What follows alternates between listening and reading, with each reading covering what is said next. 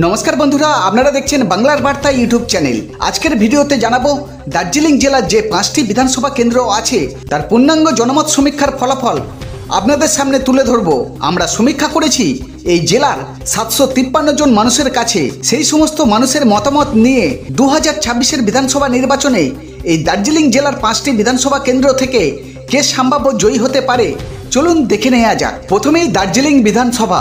2021 সালে বিজেপির প্রার্থী নীরজ তামাং জিম্বা জয়লাভ করেছিল।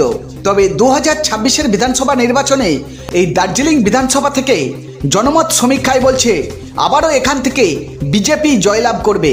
কার্শিয়াং বিধানসভা। 2021 সালে বিজেপির প্রার্থী বিষ্ণু প্রসাদ শর্মা জয়লাভ করেছিল।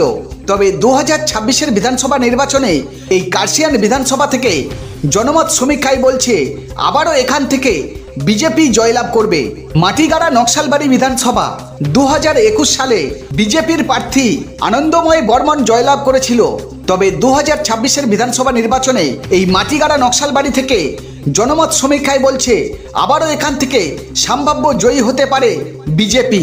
শিলিগুড়ি বিধানসভা। 2021 সালে এই শিলিগুড়ি বিধানসভা থেকে বিজেপির প্রার্থী শঙ্কর ঘোষ জয়লাভ করেছিল। তবে 2026-এর বিধানসভা নির্বাচনে জনমত সমীক্ষায় বলছে আবারও এই শিলিগুড়ি বিধানসভা থেকে সম্ভাব্য জয়ী হতে পারে বিজেপি। ফাঁসিদেয়া বিধানসভা। 2021 সালে ফাঁসিদেয়া বিধানসভা থেকে বিজেপির প্রার্থী দুর্গা মুর্মু জয়লাভ করেছিল। তবে 2026-এর বিধানসভা নির্বাচনে আবারও এই জনমত সমীক্ষায় বলছে ফাঁসিদেয়া বিধানসভা থেকে বিজেপি জয়লাভ করবে।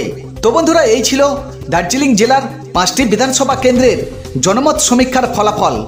অবশ্যই আপনাদের মতামত কমেন্ট করে জানাবেন এই দার্জিলিং বিধানসভা কেন্দ্রের 5টি বিধানসভা কেন্দ্র থেকে বিজেপি, তৃণমূল না বাম কংগ্রেস কে সম্ভাব্য জয়ী হতে পারে।